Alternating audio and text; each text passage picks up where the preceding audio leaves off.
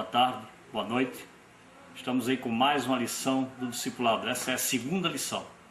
A segunda lição nos traz como tema o que é necessário para ser salvo. O que é necessário para ser salvo? Bem, vamos estar entrando na questão do assunto, que é para que nós possamos aprender. Eu queria que você que está assistindo esse vídeo pegasse uma caneta, um caderno e anotasse os versículos, porque eu faço em menos tempo possível, que é para não enfadar. Então a gente faz aí um vídeo de no máximo uns 20 minutos. Então vamos já para a lição. Eu quero já começar com essa questão, então, o que é necessário para ser salvo?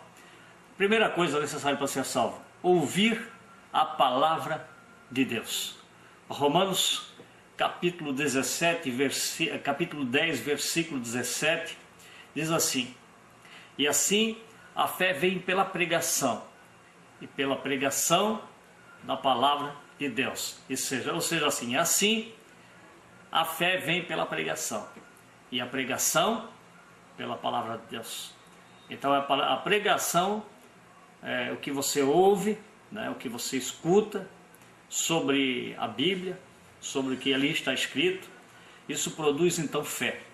Então é ouvindo que você vai ter fé, e isso é algo que é necessário para se obter a salvação.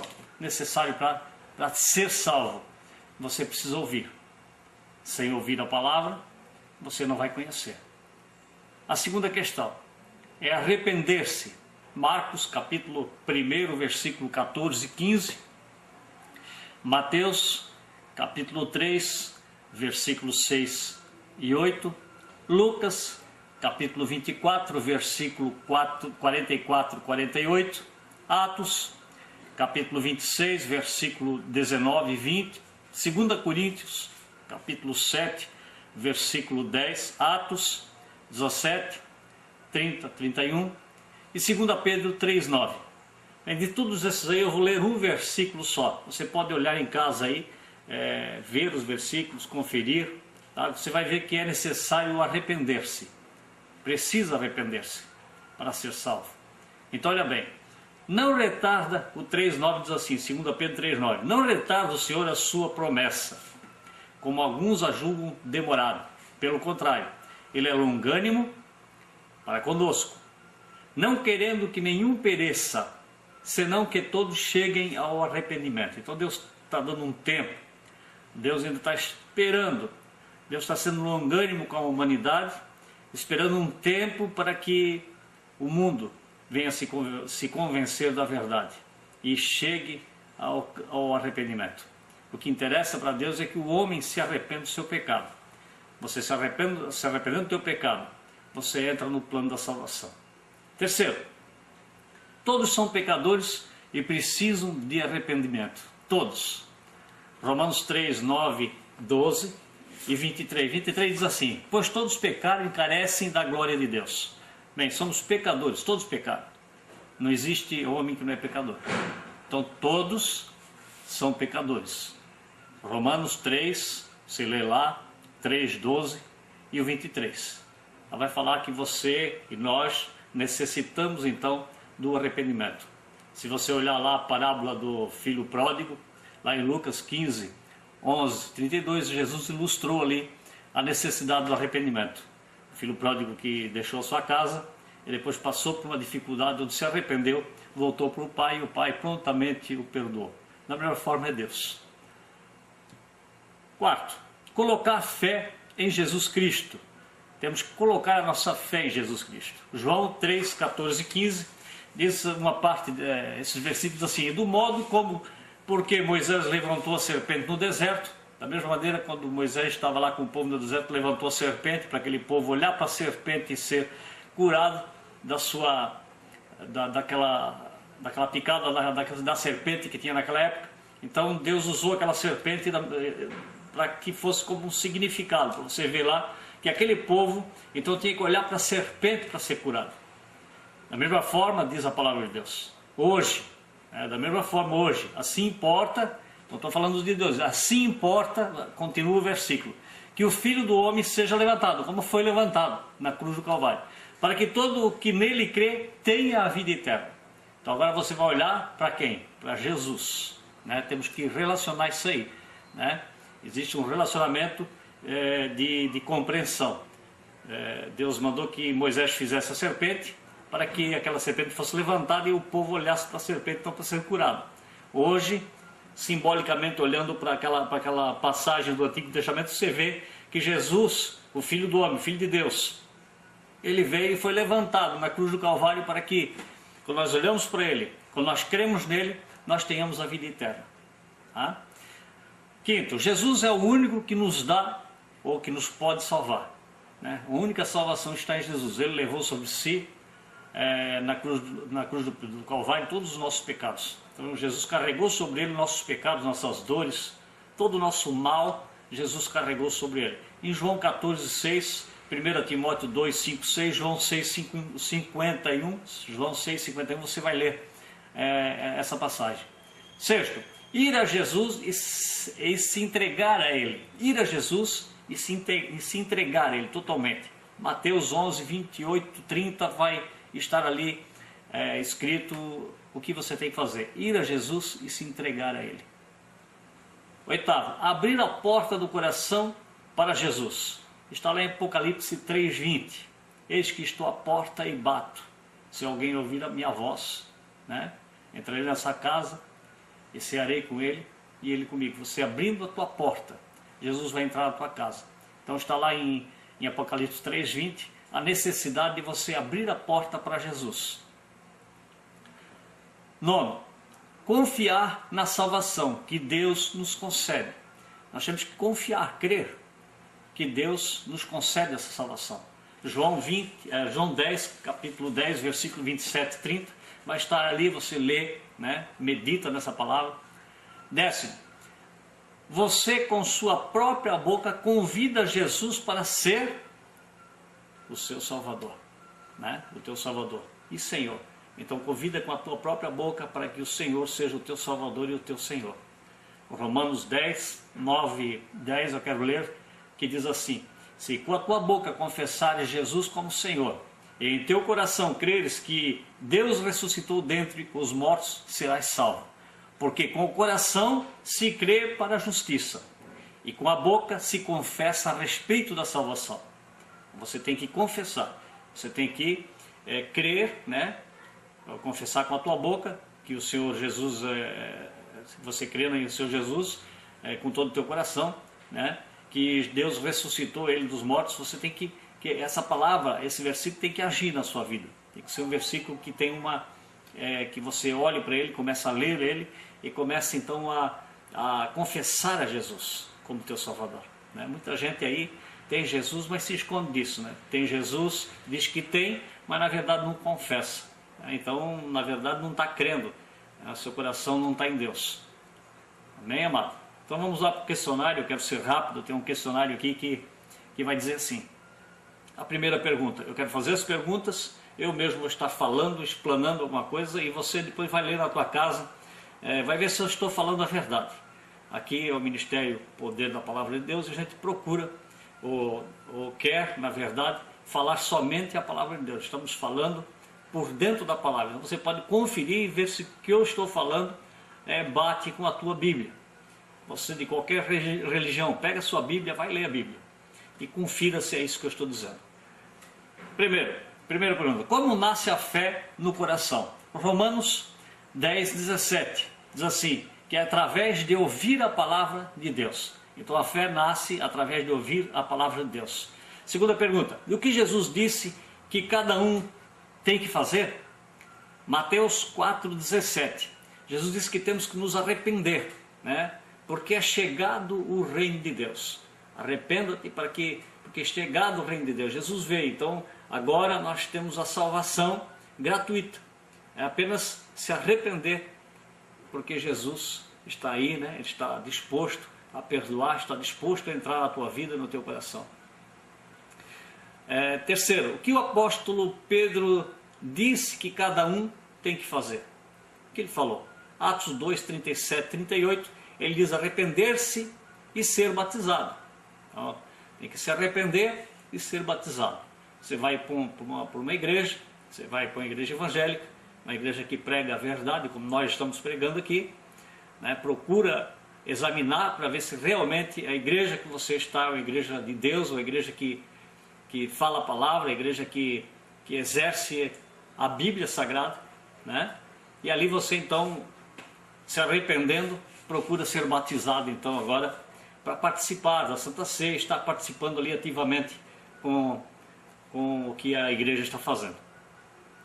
O que Isaías disse que cada um tem que fazer? Isaías 55, 6. O que Isaías falou lá no Velho Testamento? Buscar o Senhor enquanto se pode achar, né? Então está no momento, nós estamos em tempo de buscar o Senhor. Quer dizer, um dia a porta vai se fechar. Por enquanto a porta está aberta, nós temos a oportunidade de estar buscando ao Senhor. Então buscamos a Deus e buscamos ao Senhor enquanto se pode achar. Foi um conselho de Isaías, ele escreveu lá em 55, capítulo 55, versículo 6 do livro de Isaías. Leia lá, você vai ver que está essa palavra lá. Quinto, em quem Paulo disse que devemos colocar a fé? Paulo escreveu em Atos dos Apóstolos 20 e 21. O que ele falou lá? Que temos que colocar a nossa fé em Jesus Cristo, no Senhor Jesus Cristo. A nossa fé tem que estar nele. Nós temos que olhar para Jesus. Ele é o único suficiente Salvador, é o único que pode nos dar salvação, vida eterna, é o Senhor Jesus. Então temos que crer, que temos que colocar a nossa fé em Jesus Cristo. Pergunta número 6. O que recebe aqueles que se convertem e passam a confiar em Jesus? O que nós recebemos, né? Atos 10, capítulo 10, versículo 42, 43, diz que nós recebemos o perdão dos nossos pecados. Quando nós se convertemos a Jesus Cristo, quando nós o aceitamos como Salvador, primeira coisa, você é perdoado. O sangue do Cordeiro, o sangue derramado na cruz do Calvário, ele vem sobre a tua vida e te purifica de todo pecado.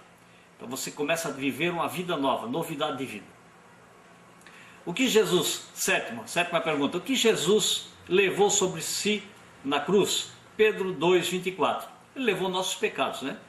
Então o que eu falei antes aqui do perdão dos pecados, na cruz do Calvário ele levou os nossos pecados. Quando ele morreu na cruz do Calvário, lá ele carregou todo o pecado, toda a dor, todo o mal do homem, do ser humano, ele carregou sobre ele. Então nós podemos estar livres disso a partir do momento que aceitamos a Jesus como Salvador e vivemos a vida com Deus. Pergunta número 8. Para quem Jesus mandou pregar o Evangelho? Marcos, capítulo 16, versículo 15. Ele mandou pregar a toda criatura.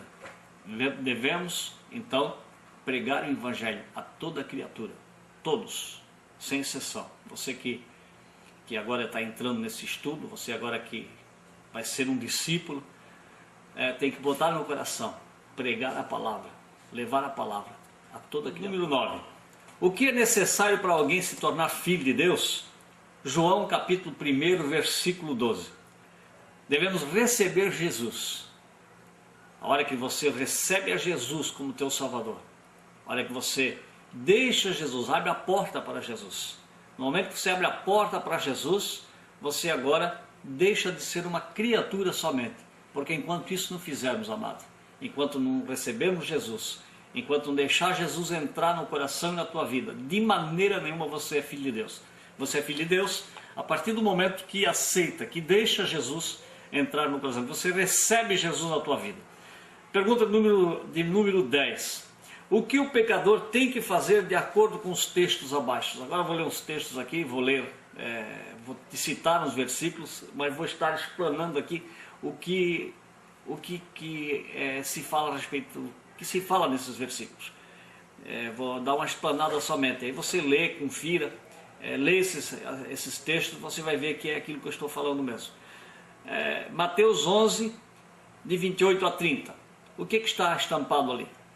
O que o pecador tem que fazer de acordo com os textos abaixo? Então é isso que eu vou explanar aqui agora.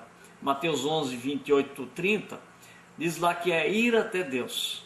Então o pecador tem que ir a Deus, tem que buscar a Deus. Apocalipse 3, 20, abrir a porta, como já falei aqui, abrir a porta do coração para Jesus. Abrir a porta para Jesus, deixar ele entrar na tua vida. João 10, 27, seguir a Jesus.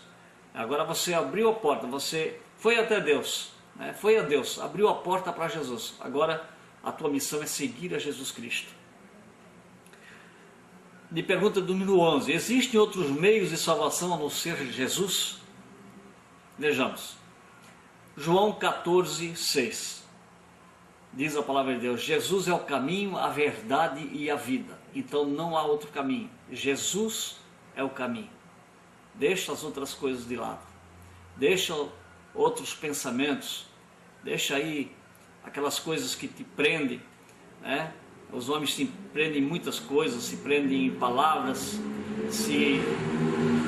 o homem se prende em perguntas, em ídolos, e não vai para Jesus. Então, o que é a salvação, né?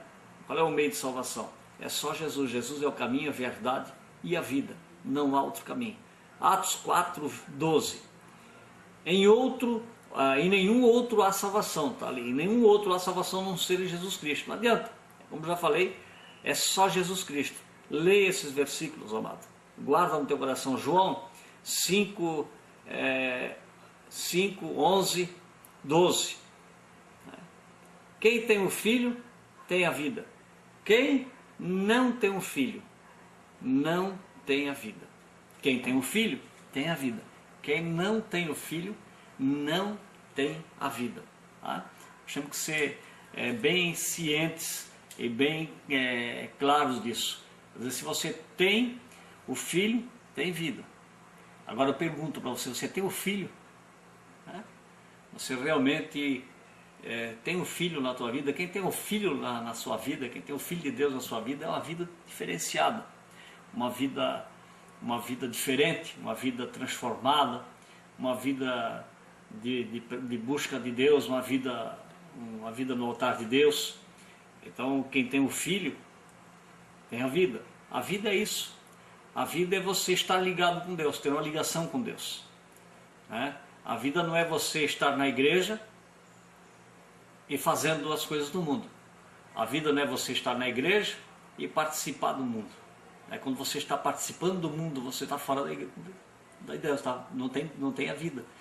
Quando você participa do mundo, se você está lá no mundo, né, vivendo uma vida mundana e indo na igreja só, você não tem a vida, você não tem Jesus, né? Não adianta se enganar, muita gente está se enganando aí, faz tudo que tem direito e vai para a igreja, faz tudo que tem direito no mundo e vai para a igreja. A Bíblia nos diz que nós estamos no mundo, mas não pertencemos ao mundo. Então você tem que separar. Nós somos separados, né? Ser santo é ser separado. Ser separado do quê? Do mundo, separado dos bailão, separado dos vícios, separado das bebidas, né? Separado do adultério, separado de tudo que desagrada a Deus, separado dos palavrões, separado das rodas dos escarnecedores, né? Há uma necessidade de separação. Quem tem o Filho é separado, né? Quem tem a verdade, quem tem Jesus, né? A Bíblia diz: Jesus é o caminho, a verdade e a vida. Então, se você está em Jesus, você está na verdade, você está na vida, você está no direito, né? Você tem um direito, você é um filho, você é filho de Deus. Então, filho de Deus é aquele que anda conforme a palavra de Deus. Muita gente está enganada aí e acha que se ir na igreja está salvo. Ir na igreja não salva ninguém, amado. O que salva é você estar ligado, ter uma relação com Jesus, ter um contato com Jesus, viver uma vida com Jesus. Timóteo capítulo 2, versículos 5, 6, diz que há só um mediador. E esse mediador, quem é? É Jesus Cristo. A última parte aqui. Então o mediador nosso é Jesus Cristo. Você que está aí então, que assistiu essa segunda lição, eu espero que você faça conforme a palavra. Você que está me ouvindo, você que não é cristão, eu creio que com essa palavra você começa a meditar aí e ver que existe uma necessidade. Nós temos que existe uma necessidade para ser salvo, né? Existe o que é necessário. Então não se salva de qualquer jeito, né? Você não vai se salvar, você não vai salvar da ira de Deus, como eu já falei anteriormente. Quando Jesus vir, amado, vai se fechar a porta. Jesus vem buscar um povo preparado, um povo que está dentro da salvação, um povo que decidiu, que optou por servir a Deus. Então quando Jesus vir, ele vai buscar um povo que optou e que anda segundo a vontade de Deus. Não aquele que optou, está na igreja, mas não faz a vontade de Deus, mas aquele que optou, aquele que realmente serviu, aquele que realmente se separou daquilo que não presta, aquele que realmente deixou as coisas mundanas, aquele que realmente está vivendo novidade de vida. Esse é que está preparado para a volta do Senhor. Jesus vai vir, e não diga que ele vai buscar esse povo, aquele povo que está preparado. E quem ficar, amado, vai ficar debaixo da ira, né? Triste para quem ficar. Que Deus abençoe cada um e que nós possamos estar com o nosso coração voltado para Deus, buscando e fazendo a sua vontade. Deus abençoe cada um em nome de Jesus. Amém e amém.